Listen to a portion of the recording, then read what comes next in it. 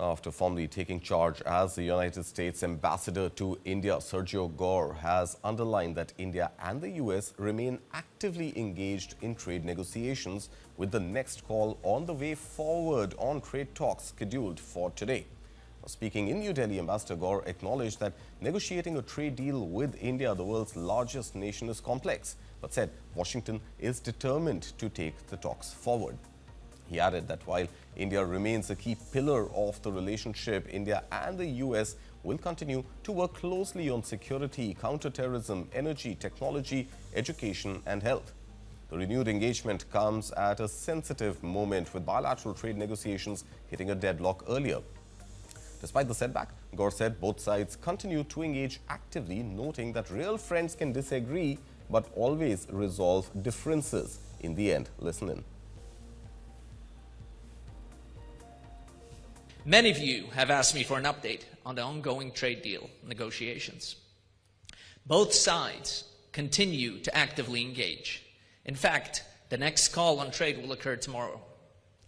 Remember, India is the world's largest nation, so it's not an easy task to get this across the finish line, but we are determined to get there. And while trade is very important for our relationship, we will continue to work closely together on other very important areas, such as security, counterterrorism, energy, technology, education, and health. And in yet another big strategic signal, Ambassador Gor announced that India will be invited next month to join Pax Silica, a US-led initiative aimed at building a secure and resilient silicon supply chain. The initiative is widely seen as an effort to reduce global dependence on China by bringing together trusted partner countries. While other Quad members such as Japan and Australia were included at the time of its launch, India was left out. Now, after months of being on the sidelines, India's inclusion in Pax Silica could unlock major investments and partnerships in artificial intelligence and semiconductor manufacturing.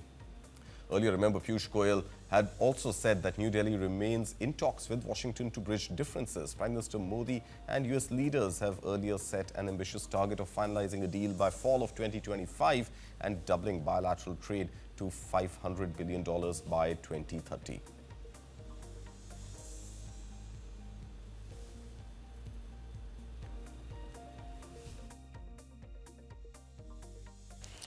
I also want to share with you today a new initiative that the United States launched just last month called Pax Silica.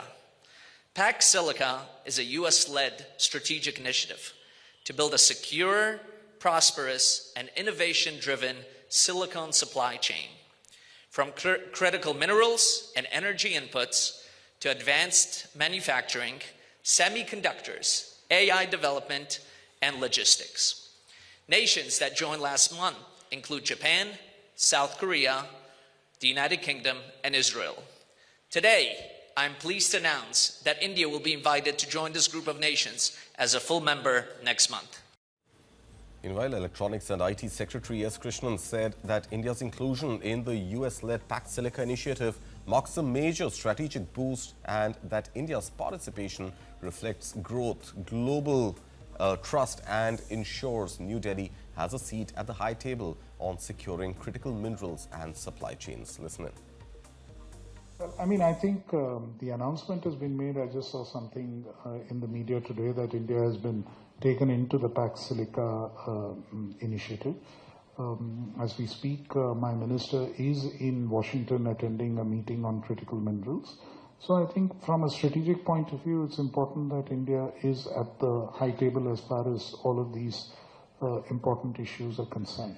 Fundamentally, it's about addressing the supply chain of critical minerals and critical materials. And it's important for a country like India to be part of that. And I think it's a recognition again of the trust. The Union Minister Ashwini Vaishnav participated in the critical minerals ministerial meeting hosted by United States Treasury Secretary Scott Bessent, aimed at strengthening and securing global critical mineral supply chains. The meeting came amid growing concerns over vulnerabilities in strategic sectors. Bessent convened a meeting of finance ministers at the United States Treasury to discuss solutions to secure and diversify supply chains for critical minerals, especially rare earth elements. In a post on X, Secretary Besant said he was encouraged by the strong shared commitment among participating nations to quickly address key weaknesses in critical minerals.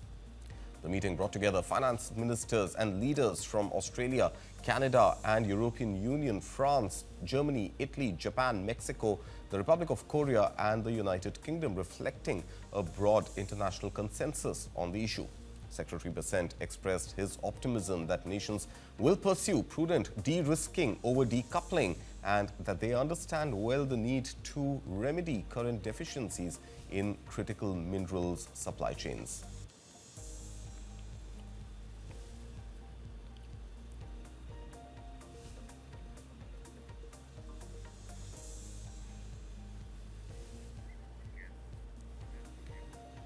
All right, on this big story we have this morning, Barnik Chitran Maitra, PE investor, managing partner, Chrysalis Equity, joining us to just help us understand what exactly this Pax Silica means for India. Barnik, thank you so much for your time. What does India's potential inclusion in Pax Silica mean for India's mining sector, critical minerals and for the semiconductor industry? No, I think it's a welcome initiative. I think the fact that the Americans are considering including India into the initiative talks of the role India can play. I think there's a very clear role India can play in the semiconductor supply chain, which is not limited to manufacturing. India also is the largest provider of outsourced testing services on semiconductors. If you note, some of the largest semiconductor majors have their testing services and all kind of design services out of India. So India has capabilities to offer the West. Again, we have to look at the details of what the kind of participation will entail, what this will give India access to. Please note that the Biden administration in its AI export policy had actually categorized India into a kind of an orange zone for access to US technology. So we have to see where we stand regard access to the latest semiconductors. But definitely this is a welcome initiative. I think just as this initiative offers a lot of opportunity to India, India also has meaningful role to play given its strength in services and emerging strength in manufacturing and silica, as well as semiconductors and magnets for rare earth materials.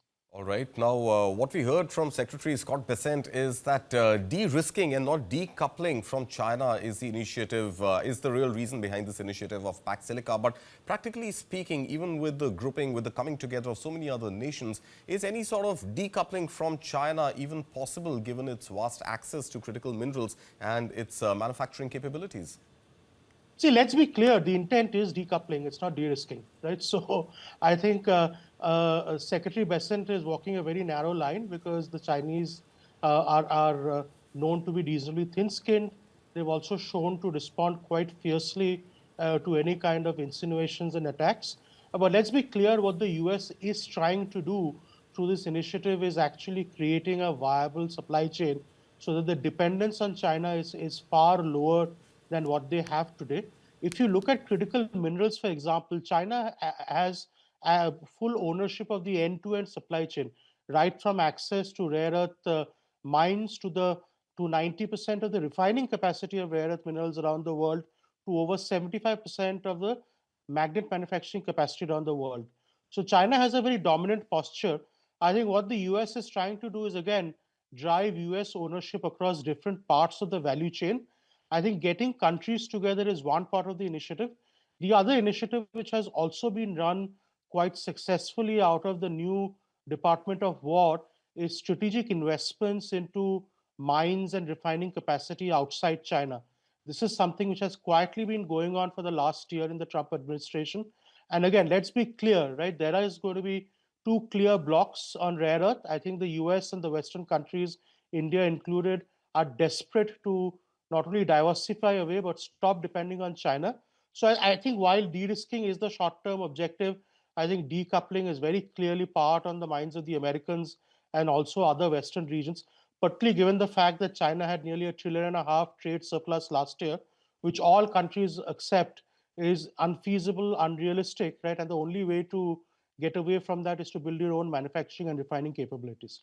All right. And coming back to India's inclusion in the Pax Silica initiative, Barnik, do you think that there is real value that the US sees India bringing to the table, or is this some sort of a deal sweetener to get India back on the table to discuss the larger trade deal, which has been pending for about a year now?